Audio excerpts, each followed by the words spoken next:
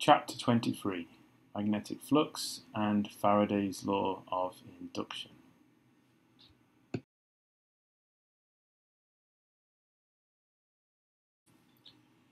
Here is the overview of Chapter 23.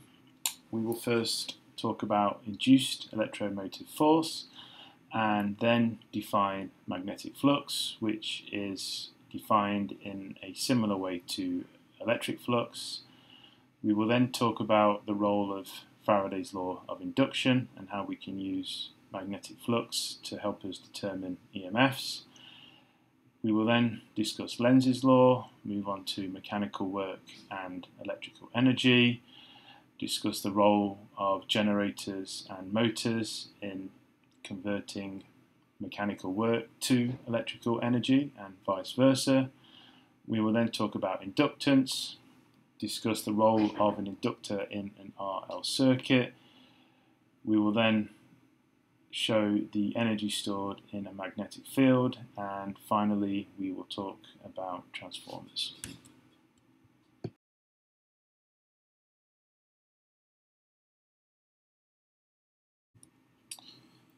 In the Faraday experiment, we have two circuits. A primary circuit contains a battery, switch, resistor and a coil, and a secondary circuit contains an ammeter which measures current and a coil. An iron bar is placed between the two coils.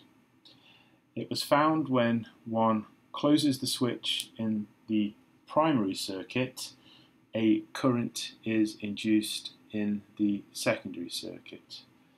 This was initially surprising because there is no electrical connection between the primary and secondary circuit.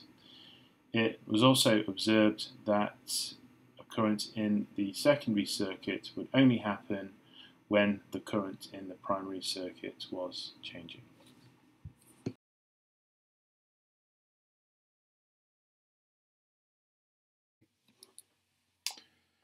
There were a few more observations made with regard to the Faraday experiment. The first observation was that the current in the secondary circuit would be zero if the current in the primary circuit is not changing. By not changing, we mean the current in the primary circuit can be zero, or it can be a finite value that does not increase or decrease over time. Following on from that, the second observation was that when current does flow in the secondary circuit, current in the primary circuit has to change, and it can change in a way where it increases or it can decrease. The third observation was that the magnitude of the induced current was proportional to the rate at which the magnetic field was changing. So if the magnetic field would increase rapidly, the current would be very large.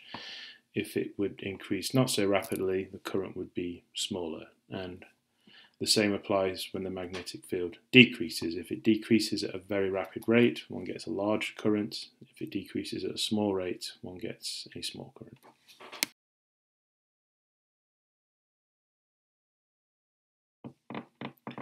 The direction of the current depends on whether the magnetic field is increasing or decreasing. On the left, a magnet whose north end enters the coil, and we find that the magnetic field will increase, and this gives a current that goes in the positive direction. On the right, what we have is a magnet that's leaving the coil. The field is reducing, and when the field reduces, the current switches direction to the negative direction.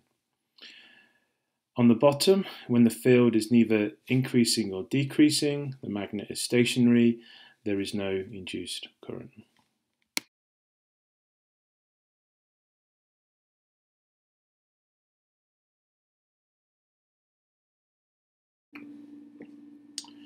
In order for a current to flow in the previous examples, there has to be an induced EMF.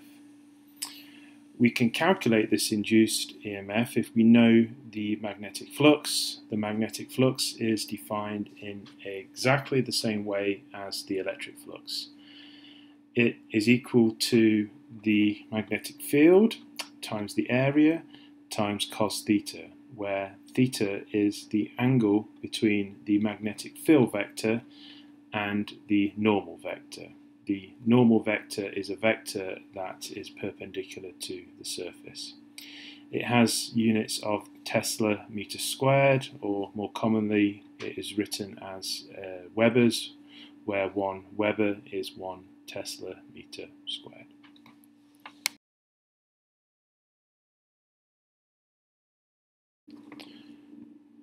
Faraday's law tells us how to determine the EMF that is induced.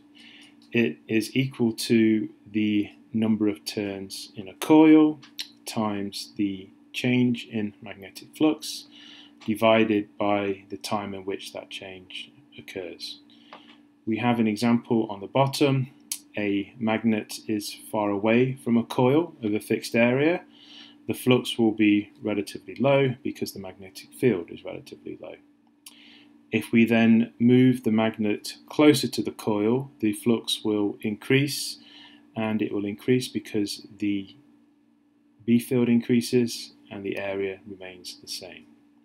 Here the flux would increase over time, and if we divide that increase by the time in which the change in flux occurs and we times by the number of coils, we will get the induced EMF.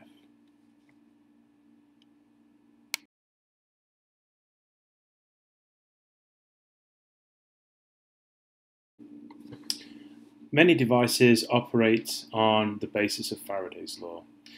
Here we have the example of an electric guitar.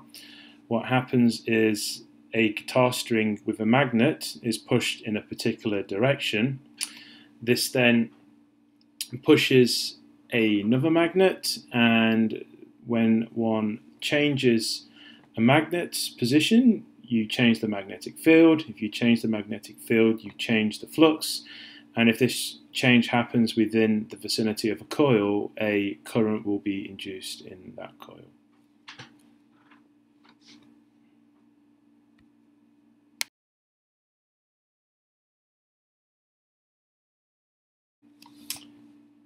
When we induce a current, we are in fact inducing another magnetic field, a secondary magnetic field.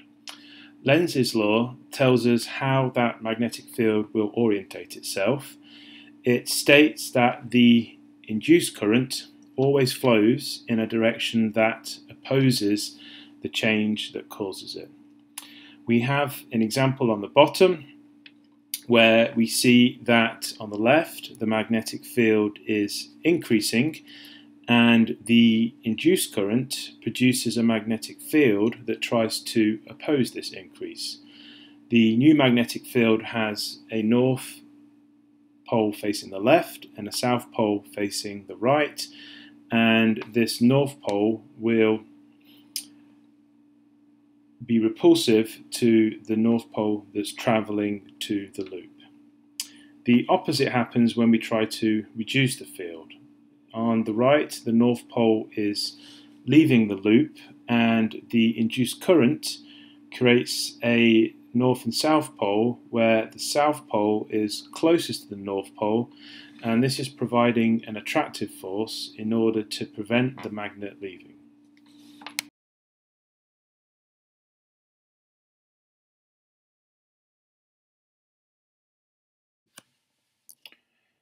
Another example of induction and Lenz's law includes this case where a rod connected to wires and a light bulb is falling. The area within the rod is decreasing continuously, and this is causing a continuous decrease in the flux because the flux is equal to the area times the magnetic field. The magnetic field is uniform. This decrease in flux will induce a current according to Faraday's law.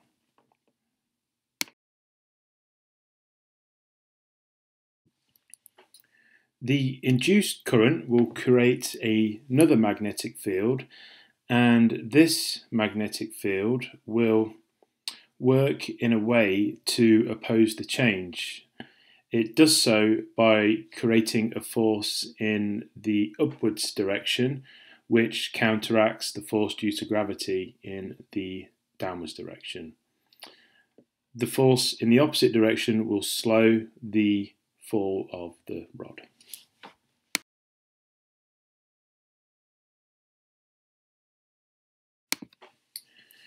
Another example of Lenz's law is when a sheet of metal falls through a region of magnetic field.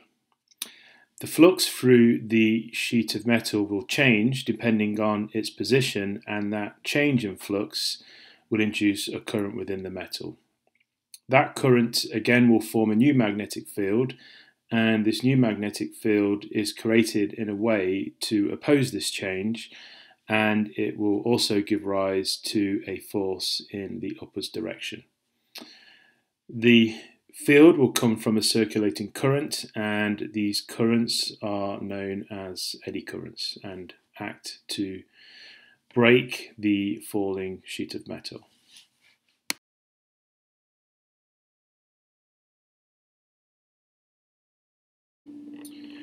We will now calculate the mechanical work and electrical energy involved in induction. Here we have a diagram which shows a rod that has a velocity vector v, which is pointing rightwards. The rod is connected to a circuit within a magnetic field. Therefore, when it moves, the area within the rod where the circuit is contained will increase, and that increase is shown as delta A. We can calculate delta A from the velocity. It will equal v times delta t, which is the length that is moved in a particular time, times by the length of the rod.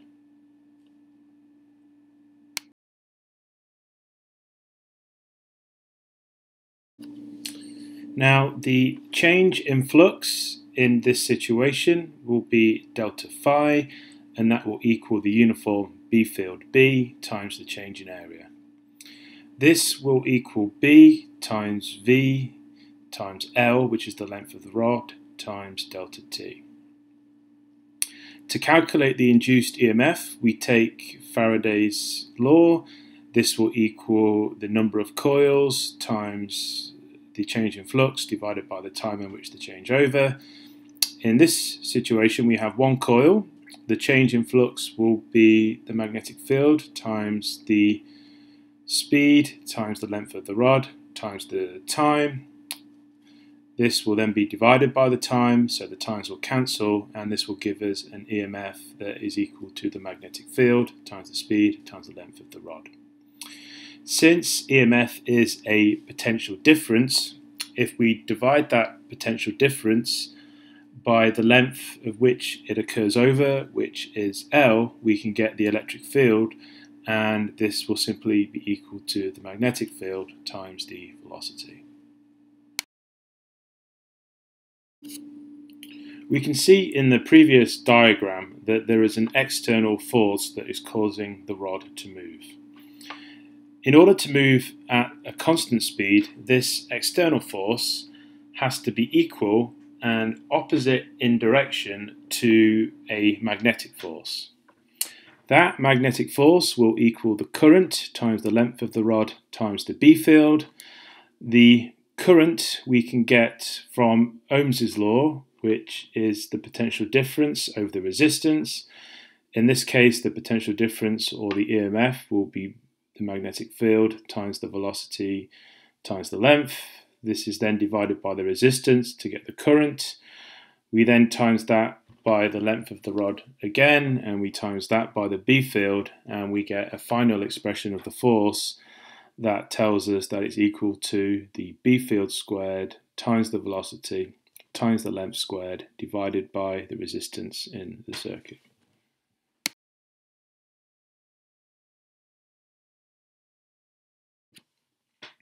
Now, if we consider the mechanical power delivered by the external force, that will equal the force times the speed, which is equal to the B field squared times the velocity squared times the length of the rod squared divided by the resistance.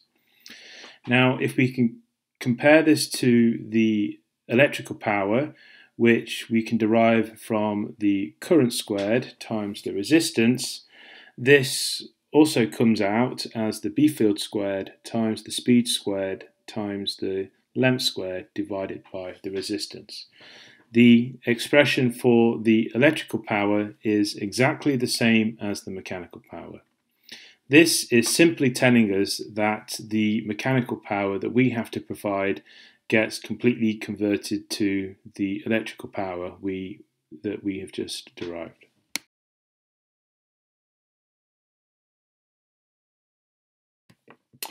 Now we'll move on to some examples of induction that are very useful in our everyday lives. Probably the most useful thing is an electric generator. These are found everywhere. One has generators at home in case of an emergency, and there are of course, bigger generators in power plants. A generator works by converting mechanical energy into electrical energy. Here we have an example where a coil sits within a magnetic field. The coil is then rotated. This changes the flux because the angle between the normal of the coil and the magnetic field constantly changes, and this serves to change the flux since the flux depends on that angle. If you change the flux in a particular time, you induce an EMF, and this is the electrical output that we can use for our everyday lives.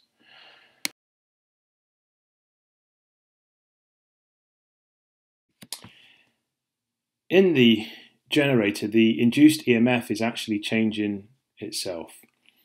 It is equal to the number of coils times the B field times the area of the coil times omega, which is the rotational angular frequency of the coil. We then times that with sine omega t, where t is the time. The maximum EMF will correspond to sine omega t equaling 1, and this will correspond to a value that's equal to the number of turns times the B field times the area times omega. It has this sinusoidal shape which can be seen on the graph below.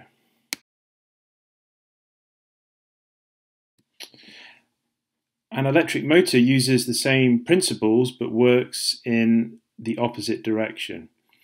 It takes an electrical input and then gives out a mechanical output. Electrical energy gets converted to mechanical energy. This works by inducing a current in the coil.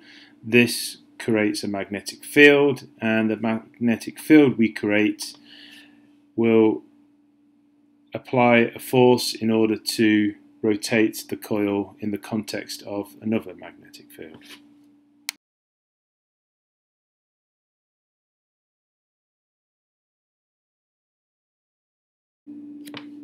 Now we move on to inductance. Here we have a circuit that contains a solenoid, a switch, a resistor, and something that provides EMF.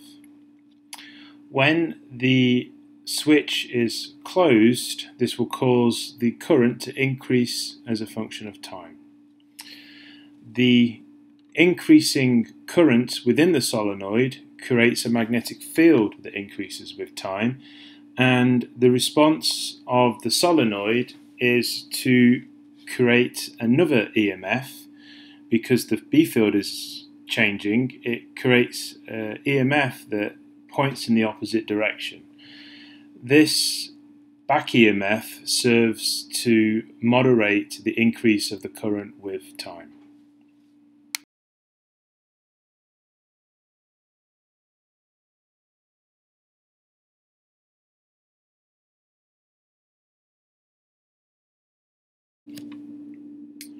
The inductance is the proportionality constant that tells us how much EMF will be induced for a given rate of change of current. If we take Faraday's law that tells us that the induced EMF in the inductor will equal the number of turns times the change in flux divided by the time in which that happens, we can rewrite this as the EMF induced will equal the inductance times the change in current divided by the time in which that changes over. Another way to look at inductance is it is a measure of how much resistance the inductor can provide to a change in current. When L is very big, the change in current divided by the time will have to be very small to compensate. The unit for inductance is volt-seconds over ampere, which we often rewrite as Henry.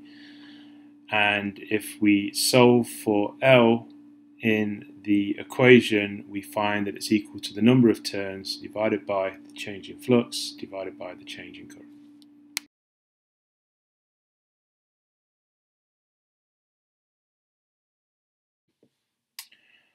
Just like capacitance, the inductance can actually be determined from the geometrical properties of the inductor itself. For a solenoid, the inductance will be μ0 times the number of turns squared divided by the length of the inductor times by the cross-sectional area. This can be rewritten as μ0 times the number of turns per unit length, which is the small n, squared times the area times the length of the inductor. When used in a circuit, such a solenoid or any other coil is referred to as an inductor.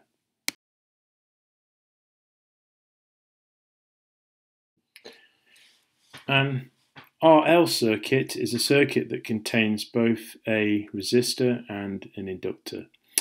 In this example, we close the switch, the current starts to rise immediately. There is a back EMF that tries to oppose this rise in current. However, as time goes on, the current will then increase more slowly, which means this back EMF, the potential difference across the inductor, will decrease.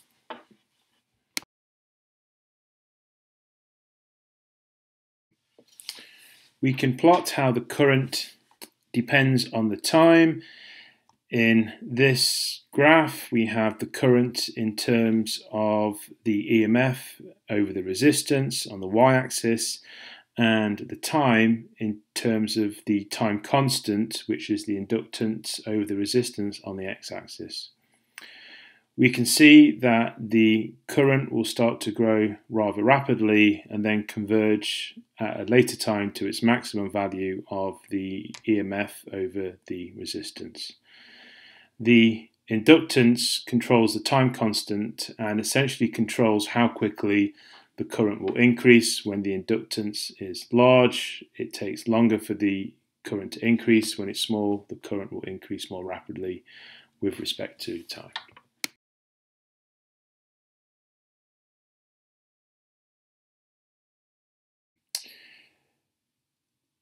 As it takes energy to establish a current in an inductor, this energy will be stored in the inductor's magnetic field.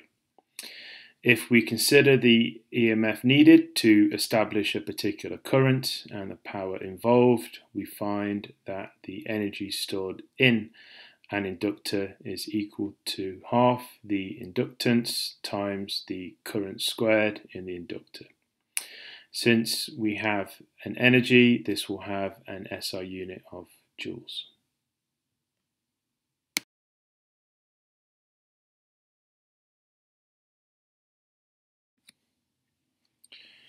If we take the previous expression and substitute the current in terms of the magnetic field within the inductor and the inductance in terms of the geometrical properties of the inductor, we find that the energy is equal to 1 over 2 times the magnetic constant times by the magnetic field squared times by the area times by the length. Since the area times the length represents a volume, if we divide that from this expression, we get an energy per unit volume. This is an energy density, and it's simply equal to the magnetic field squared divided by twice mu naught, the magnetic constant. This result is actually valid for any magnetic field, not just an inductor. Anything that gives rise to a magnetic field, there'll be an energy associated with that field, and we can calculate it from the field squared divided by 2 mu naught.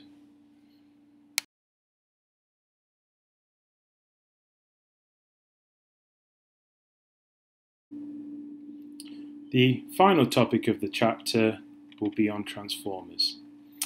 A transformer simply changes the voltage in one coil to a different voltage in another coil.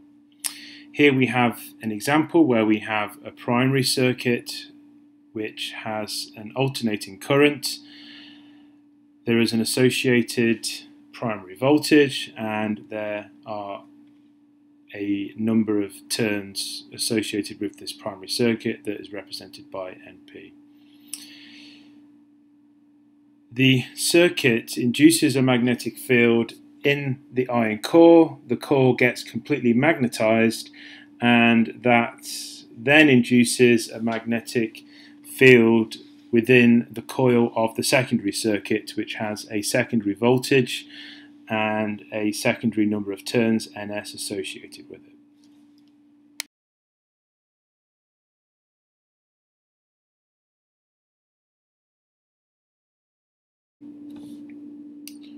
By applying Faraday's law to both coils, we find that the ratio of voltages in the primary and secondary circuits is equal to the ratio of turns in the number of coils in the primary and secondary circuit. Here, subscript P stands for primary and the subscript S stands for secondary.